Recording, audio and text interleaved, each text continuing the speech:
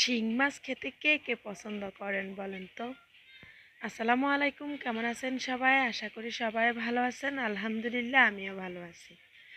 তো আমি আজকে শিং মাছ রান্না করতেছি। শিং মাছ আমার কাছে অনেক বেশি ভালো লাগে, তবে সেটা যদি হয় দেশি একেবারে। তো আমার এই মাছগুলো একেবারে দেশি মাছ ছিল। তো প্রথমে আমি কড়াইতে তেল দিয়ে দিয়েছি, তারপরে পেঁয়াজ কুচি দিয়ে দিয়েছি, দিয়ে এগুলাকে ভালো করে একটু ভেজে নিচ্ছি। তো এ পর্যায়ে আমি দিয়ে দিয়েছি রসুন বাটা। রসুন বাটাগুলো দিয়ে আমি আবার একটু ভেজে নিচ্ছি। তো রসুন বাটাগুলার গায়ের পানি শুকিয়ে আসা পর্যন্ত এগুলাকে নেড়ে নেড়ে দিচ্ছি।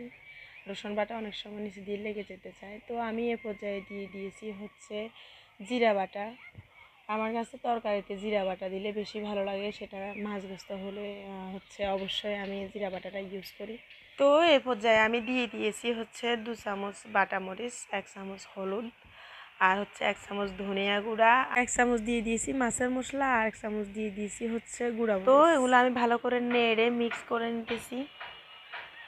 তো আমি এ পর্যায়ে দিয়ে দিয়েছি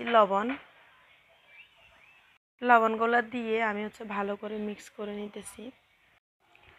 তো এই ধরনের মাছগুলা বাটা মরিচ দিয়ে রান্না করলে বেশি গ্রান হয়, বেশি ভালো লাগে। তো আমি এই জন্য বাটা মরিচ দিয়েছি, ঢাকনা দিয়ে দিয়েছি। আমার মশলা কষানো হয়ে গেছে। তো এই পর্যায়ে আমি দিয়ে দিয়েছি মাছগুলা দিয়ে আমি ভালো করে মিশিয়ে নিতেছি। তো আপনাদের কিভাবে ভালো লাগে, আপনারা কিভাবে এই শিং মাছ রান্না করেন, আর কার কার অনেক বেশি পছন্দ এই শিং মাছ, অবশ্যই কমেন্টস করতে ভুলবেন না। তো আমি ঢাকনা দিয়ে দিয়েছি। এবার ঢাকনাটা উঠিয়ে দেখতেছি যে আসলে মাছগুলা কোন পর্যায়ে আছে। দেখতেছি কি গায়ের পানিগুলা শুকিয়ে সুন্দর তেল উঠে আসছে। তো আমি এই পর্যায়ে দিয়ে দিচ্ছি পরিমাণ মতো পানি। এগুলাতে পানি তেমন একটা বেশি লাগে না, এগুলো এমনিতেই নরম মাছ। তো পানিগুলো আমি গরম পানি দিয়েছিলাম, যার কারণে সাথে সাথে বলক চলে আসছে। তো আমি উঠিয়ে আবার দেখতেছিলাম কোন পর্যায়ে আছে। আবার 2টা আলুও দিয়েছিলাম। তো আমার ছেলেটা আবার আলু ছাড়া খাইতে পারে না। তো আমার মাছগুলো হয়ে গেছে।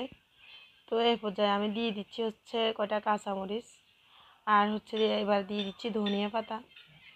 আমার মাছগুলা একেবারেই রেডি। খুব সুন্দর কালার আসছে এবং অনেক মজা হয়েছিল, দারুণ একটা ঘ্রাণ আসতেছিল। তো এই যে রান্না করার পরে এই অবস্থা।